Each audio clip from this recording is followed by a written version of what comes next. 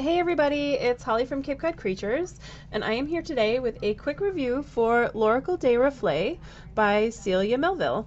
It's a wonderful little deck. I saw it on Instagram a few weeks ago. I saw some of the cards and I thought I have to have them. So I ordered them right away. It took like a week or so to come in the mail because it was coming from France to the States. But ordering was really easy. Her website is in French and in English, so you can choose what language you want to order in. And it was €35, which I think it's roughly the same in US dollars. The exchange rate was pretty negligible. But if for €2 you could get a signed and numbered copy of the deck with a bookmark. So that's what I did. Here is my bookmark. Awesome. It was a little creased in shipping, which was really sad. The packet, the envelope it came in is just a bubble mailer, so there was a little bit of damage done that way. But it's a double-sided bookmark. It's absolutely beautiful. It's got a nice matte feel to it, and the little crease isn't going to stop it from holding my place in a book. And then when you open the cover of the box, there she has it signed and numbered, which is fantastic. And when you do open the box as well, you are greeted with the booklet, which comes in both English and on the flip side is the French. It is a French deck. Each card is numbered. I'll show you that in a second. But it is in English as well. It's not just in French. So, anywho, the booklet shows you it gives you some advice about reading the oracle and whatnot, and then it gives you a couple of spreads, which is fantastic. You've got a 3-card spread and a 10-card spread there. You all know how I feel about 10-card spreads. I wouldn't do a spread that large with a deck this small, but you could incorporate the oracle in a mixed reading. Like you could do the middle cards here, like 3 through 8 with tarot, and then do 1, 2, and 9 and 10 with the oracle. So that's nice. And then the booklet also has keywords for each of the cards. It doesn't launch into a ton of meaning, which is amazing. It just gives you some keywords, and that kind of forces you to flex your intuitive muscles, which I kind of like. It's not like some other oracles, like the Rockpool oracles usually come with a really nice booklet, but they're thick and they give you paragraphs about what the card means, and then you just kind of, I don't know about you, but I find myself falling in kind of a rut with that, being like, oh, that's what it means, and then I don't bother to kind of be like, yeah, but what am I getting from the card? So that's nice. She just gives you some keywords. So when you open the box, oh, here's the back of the box, by the way. Oh, got it upside down. It's got a few pictures of the cards in the deck, and then it's got a French blurb up here and an English blurb down here. She very much designed this deck to be bilingual, which is really nice. And honestly, it'll probably help me dust off some of that 6th grade through 8th grade French I took. But it says, may these cards, reflection of your soul, guide you to the answers who already sleep in you. Kind of a rough translation, but you kind of get the gist. And it's got the little pulley ribbon, which I enjoy, because then you don't have to work so, like, you don't have to beat the cards up to get them out of the box, which is really nice. So I'm just going to lift those out, and we'll go to those in a second. The box is really nice. It's very sturdy. It's a nice thick chipboard. Like I said, it's got the ribbon to help you lift the cards out of the box. The booklet fits right on top. The only criticism I have for the box, which is constructive, I think, if she ever has to order more, there's no way to get, there's no little like indenties, so you can just pull the bottom out. I actually find myself sometimes having to get my fingernails in there because the bottom of the box sits pretty flush with the top, and I'm super glad I have that little ribbon piece hanging out there. But when you do have your cards in it, it makes it very difficult to, the ribbon sitting, it's helping you get the cards out. It's not sitting there helping you get the bottom of the box off. So what I'll probably wind up doing is taking a piece of ribbon and draping it over, and then that way I'll have some pull tabs to get the box out of its top box nest. So here are the cards. They're gilded, which it's actually a really nice gilding. It's not like some of the crumbly gilding that you see sometimes in some oracle decks. Excuse me.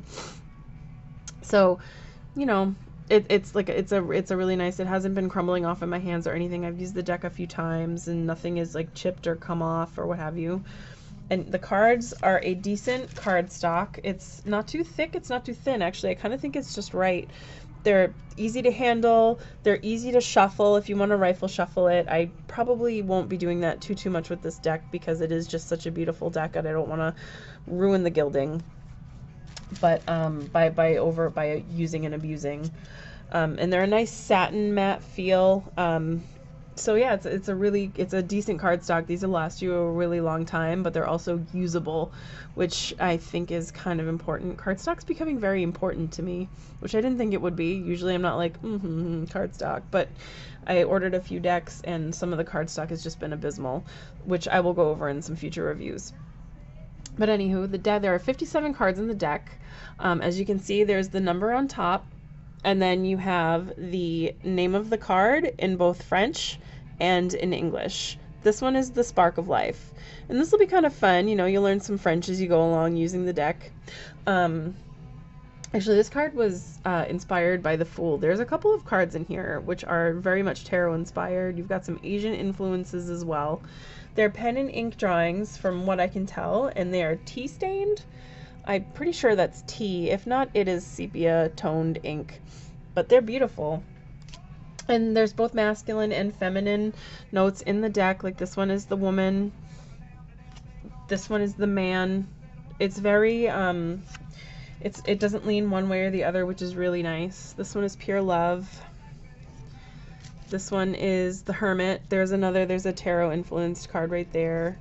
The Mountain, which is, you know, for obstacles and, you know, overcoming things, which is really nice. Fear. Actually, this card I really like. This is a wonderful representation of fear. It just kind of makes me kind of anxious, and it just feels like it feels fearful. Choice. Lots of doors and a compass. That's kind of fun. Let's see. We've got the Phoenix, is a beautiful card. Like the art is just so beautiful. There's the Deer. Dance, which is kind of fun. So some of these, the meanings come across right away. Oh, here's the armor, which is very Asian. That's very samurai inspired. The owl. Gotta have a beautiful hootie owl in your deck, right?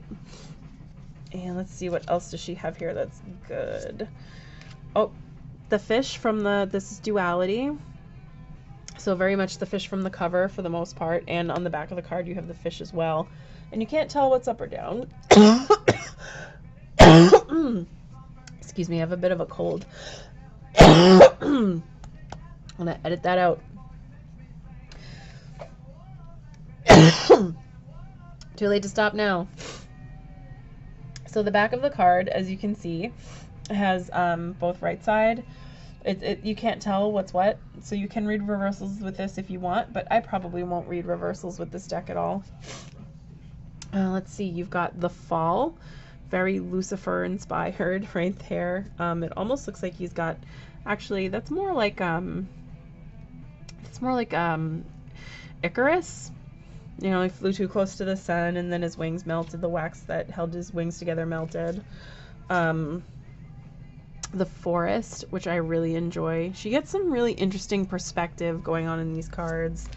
The Message is another one that's got some great perspective. I mean, just a few lines and some shading, and look at how much depth is in that card. Let's see. Oh, the Chrysalis. They call this one Transformation, which is beautiful. It's one of the most pretty chrysalises I've seen. And you've got the butterfly already hatched, which is beautiful. Let's see. Justice, another tarot-inspired card. Let's see. Rice Bowl. You've got Rice Bowl. There's a fox. Oh, here's a horse, because you gotta love a good horse. My voice is a little hoarse right now. You've got the bee. I love bumblebees. Oh, this card. This card was one of the cards that I saw on Instagram, and I had a really hard time figuring out what it was, and I'm super glad that I have the card. And it took me a minute, but that is a like a voodoo doll in the middle almost, made out of bandages, and then you've got like marionette strings with the bandages, and these are two hands manipulating the strings. So that's a really wonderful representation for manipulation, but that one did take me a minute. Oh, you've got a mandala or a mandala, however you pronounce, whichever way you prefer to pronounce mandala.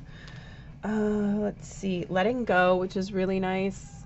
That's kind of like a very clear letting go message. I've done a few readings where some people I feel like probably should let some stuff go, but the cards are very kind of like, let it go or don't. And it's just like, no, they need a clearer message than that. You've got, oh, the secret, which is kind of cool. It's a keyhole, but there's not a lot, like a whole lot going on there. I like how that portrays a secret. Let's see. You've got, oh, season cards. So this one is spring, summer. Yep, sorry. I'm having a hard time with the backwards camera still.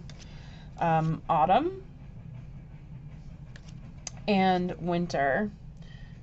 That was an interesting choice for winter because it's the same tree all throughout, but then winter, I mean, she could have shown a bare tree, but she decided to go with an evergreen instead. Oh, one of my favorites. This is Slow Down, and it's a tortoise, and he's so beautiful.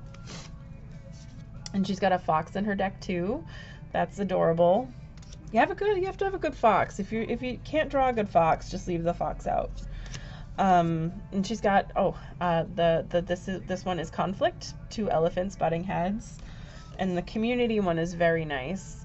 With the spider web on that, which I didn't think to think about, but for community, but if you think about it, all the connections and networking that you do in your community is very much a web. Let's see. Oh, the lie. So cross your fingers behind your back. It doesn't count. Let's see. Infertility, which I thought was an interesting one to add to the deck. I mean, that's a very specific kind of an issue usually, and I don't know. Maybe it could also mean like having a hard time getting something to take root as far as like thoughts and ideas are concerned. You've got the cadeau, which is a gift. Dusting off some of my French skills. You've got conditioning. And I really love that she chose a bonsai for that. Bonsai trees are very much conditioned plants. They're beautiful, but kind of like at what cost, you know? Oh, dispersion is a dandelion. Also beautiful, very beautiful. Let's see. There's a camel. Let's see. Construction is a bird's nest. It's gorgeous. My hair is kind of a bird's nest today. Mutual aid. I really enjoy this one because it looks like, okay, who's helping who? Is somebody keeping someone from floating away, or is somebody being pulled out of the darkness, or maybe a little bit of both? There's one for limits. So as you can see, this card does have, it's got some really nice, oh, the spiral staircases. Spiral staircases freak me out. For some reason, I have a really hard time. I can go up them. Going down them is different. Like it's just, ugh, especially if you could see through the stairs. No, thank you. Oh, and the Lotus is the last card in the deck. It's number 56, but the first card is number 0. So there's a total of 57 cards.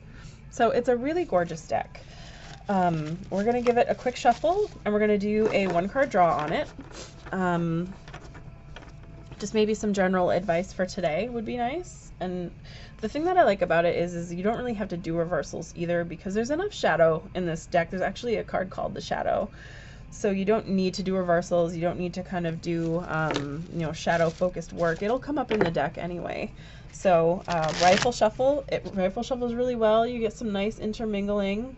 You know, when you shuffle correctly. I'm just off my shuffling game today, I think. So we got that going on. You can do the hand over hand. Does it pretty well. Again, this deck is still kind of new to me, so they're not really that slippery yet. So we'll probably do rifle shuffle a few more times. It bridges really well too. I'll show you the bridge. I am starting to try to respect my cards a little bit more. I'm trying to break away from rifle shuffling, except for the decks that I already do it heavily on, because I know it's not good for them. I know I previously said that you'll never break me of that habit, but I need to break me of that habit. I was trying to rifle shuffle Marielle last night, and I had a really hard time. It's just very thick card stock. See, it bridged really well. So yeah, I'm trying to just be a little nicer and gentler to my cards. So anywho, there we go. Oh, it fits really nicely in your hand, by the way. It's a little bit bigger than poker playing size. It's normal, like tarot card size. You can get your hand all the way around it. Very easy to handle. So we'll do one more of these, and then I'm going to cut the deck, and then we'll do our pull. And we got health. Aptly named, because I have a cold today. So I think this card, and here I am at work. I have just hopped up on Advil, cold and sinus, and I think this card is telling me that that's probably not a good idea. I do have a day off tomorrow. I mean, this is like super on the nose. Touche, deck. Touche. So hopefully I'll be able to do some resting, but I probably won't. I'm actually going to be in the studio tomorrow, casting masks and eyes and all sorts of fun stuff for the creature shop. So that is the Oracle de Reflets.